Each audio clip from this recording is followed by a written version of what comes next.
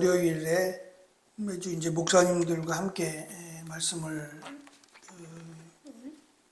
나누는 시간을 갖는데,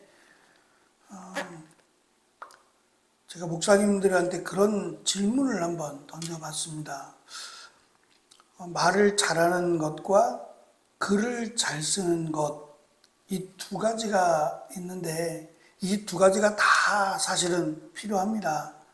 목사님들의 입장에서는 설교를 잘하는 것과 또 글을 잘 쓰는 것이라고 하는 두 가지 중에 두 가지가 다 소중하고 중요한데 그 중에 한 가지만, 둘 중에 한 가지만 취해야 된다면, 이루어준다면 무엇을 원하겠습니까? 라고 이야기했더니 대부분은 거의 다 설교를 잘했으면 좋겠다, 말을 잘했으면 좋겠다 쪽으로 이야기를 하셨어요. 누구라도 아마 그렇게 이야기하리라 생각합니다. 왜냐하면 말은 지금 당장 필요한 거예요. 근데 글은 지금 당장 필요하지 않을 수 있어요. 만약에 글이 당장 필요하다면 글을 잘 썼으면 좋겠다라고 이야기할 거예요. 그러니까 필요성에 따라 결정이 된 거지 중요도에 따라 결정된 건 아니라고 생각을 합니다. 왜냐하면 제가 이 말씀을 드린 이유는 사도 바울은 자신이 스스로가 말을 잘한다고 하지 않았어요.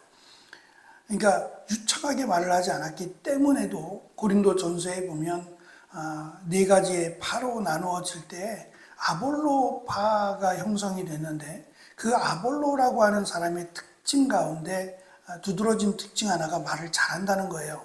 말을 조리 있게, 말을 설득력이 있게 잘한다는 거죠. 그에 비해서 사도 바울은 말을 잘하진 않은 것 같아요.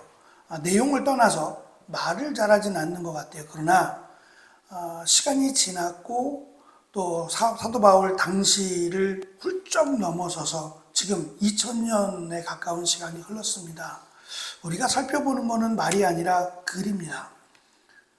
글에 대한 소중함이 사실 우리에게는 훨씬 더 멀리 내다보면 이 글이라고 하는 것은 굉장한 영향력을 가지고 있어요. 저는 이 부분을 제가 우리 교회 오기 전에 이미 중국에 한 5번 정도를 선교를 갔었는데 갈 때마다 느꼈던 것이 중국이 변화된다, 많이 변한다라고 하는 것을 피부로 느꼈어요. 공항에서부터 느꼈고 그러면서 점점 이 복음을 전하는 일들에 대한 강한 압박이 주어졌어요. 그래서 성경책 하나 제대로 들고 갈 수 없는, 성경책을 들고 가면 이거 왜 들고 왔냐고. 그래서 그냥 내가 늘 한국에서 보던 거다, 한국에서 갖고 다니던 거니까 갖고 왔다, 한 권 정도는 뭐 크게 문제가 되지 않는데, 이제 기독교 종류의 책들을 몇 권, 여러 권을 가져가면 묻고 굉장히 불편하게 마치 이렇게 빼앗으려고 하는 그런 느낌을 받았어요. 그래서 점점 갈수록 책 대신에 책을 스캔을 떠서 그것을 USB에 담아서 전자책으로 전달해 주는 것으로 점점 바뀌어 왔습니다. 그리고 결국 5년차 정도 됐을 때 이게 모임 자체를 외국인들끼리, 중국인들끼리 모이는 건 상관없지만 외국인이 가서 가르치는 거에 대해서는 굉장히 강한 그 탄압이 주어졌고 결국은 우리가 들어갈 수 없을 지경에 이르게 됩니다. 그때 선교사님이 택하신 방법은 목사님이 설교하셨던 내용의 글을 우리에게 주셨으면 좋겠다. 왜냐하면 이 전문적으로 나온 책들은 너무 어렵고 근데 목사님들이 설교하는 내용들은 아무래도 조금 더 다듬어지고 현실적이다 보니 그 책을 달라라고 요청을 해와서 흔쾌히 책을 나누어 주었던 적이 있는데, 그것을 이제 그분들이 따로 모여서, 자기들끼리 모여서 그 책을 읽고 그 책을 통역하고 번역해서 중국어로 바꾸어서 복음을 전하는 소식을 들었을 때 제가 그걸 느꼈어요. 다 중요하다. 한국에서 목회를 하면서 설교하는 것, 설교 잘하는 건 너무너무 중요하고 반드시 기도해야 될 내용이다. 그러나 또 한 가지, 멀리 내다보면 내가 언제까지 1년에 몇 차례도 아니고 기껏해야 한두 차례인데 가서 그들과 함께 말씀을 나누는 것 너무 소중하지만 한계가 있다. 시간적인 한계, 또 지역적인 한계가 있다. 그러나 글은 다르다. 글은 그들과 늘 함께 있을 수 있고, 그래서 글을 잘 쓸 수 있다면 너무 좋겠다라고 하는 생각을 갖고 두 가지를 다 사실은 무게를 두고 기도를 하고 있습니다. 제가 이 말씀을 드린 이유는 사도 바울이 어떻게 설교를 했는지는 알 수 없습니다만 우리가 지금 읽고 있고 나누고 있는 이 하나님의 말씀인 이 글로 된 하나님의 말씀은 너무 대단하다라는 생각을 지울 수가 없어요. 정말 글을 잘 쓰는구나 라는 것을 피부로 느낍니다. 우리는 두 번째, 세 번째, 네 번째 이렇게 번역된 것들을 보고 또는 그것을 너무 무리하게 다듬고 원래의 전하고자 하는 취지를 벗어나는 경우들이 있어서 제가 안타깝다라고 하는 경우들을 말씀을 드렸지만 그렇지 않고 헬라어로 기록되어 있거나 히브리어로 기록되어 있는 말씀들을 보면 정말 성령께서 함께 하시지 않고서는 어떻게 이렇게 글을 쓸 수 있을까라는 걸 느낄 만큼 그리고 수많은 사람들이 이 성경책을 읽고 이 말씀을 통해서 주께로 돌아오는 놀라운 역사가 지금도 진행되고 있습니다. 오늘 우리가 읽은 말씀 서론이 좀 길었습니다만 사도 바울은 새 사람 그리고 옛 사람이라고 하는 표현을 씁니다. 한 가지 의미가 아니라 몇 가지 이중적, 삼중적 의미를 가지고 있습니다. 전 그것도 대단하다고 생각하는데 과거의 사람을 옛 사람이라고 부르고 지금 또는 앞으로의 새로운 사람을 새 사람이라고 불러요. 그런데 사실 표현적으로 우리가 옛사람이라고 하는 과거의 사람을 이야기하지 우리를 향해서 새 사람이라고 말하지는 않는다는 거예요. 그 기준도 애매할 뿐만 아니라 그 새 사람이라고 하는 특징이 뭘까? 그것도 어려운 점입니다. 근데 사도 바울은 이 새 사람, 옛 사람이라고 표현하는 이것이 우리와 동떨어진 막연한 것이 아니다라는 것을 1차적으로 강조하기를 원해요. 다시 말하면 남 이야기가 아니라 내 얘기라는 겁니다. 나에게 해당되는 그러니까 내가 나와 관련된 내용이기 때문에 사람이라고 하는 표현을 썼어요. 또 한 가지는 옛사람이라고 하는 것이 과거 나의 모습임을 강조를 해요. 과거에 있는 조상들 이런 사람들이 아니라 현재 내가 살고 있는 새 사람인 나의 옛 모습, 옛사람을 강조하고 있다는 점이에요. 또 한 가지는 옛사람으로 돌아가지 말라는 거예요. 지금 새 사람인데 얼마든지 옛사람으로 돌아갈 수 있다는 것을 전제로 두고 있어요. 그러니까 막연하게 옛사람, 새사람 딱 선을 그어서 나는 옛사람이 아니야, 새사람이야 이렇게 말할 수도 없다는 거죠. 새사람이 맞는데 문제는 옛사람의 모습을 갖고 있다면, 옛사람의 흔적을 갖고 있다면 그 사람은 옛사람이라는 거예요. 그래서 다양한 강조점을 두고 설명하고 있다는 점이 정말 특별하고 또 한 가지는 22절로 사실은 24절까지에는 특별한 단어 3단어가 나옵니다. 근데 우리가 쉽게 알 수 있는 말씀인데 22절에 보면 벗어버렸다라고 하는 단어, 23절에는 새로워졌다라고 하는 단어, 그리고 24절에는 입었다라고 하는 단어예요.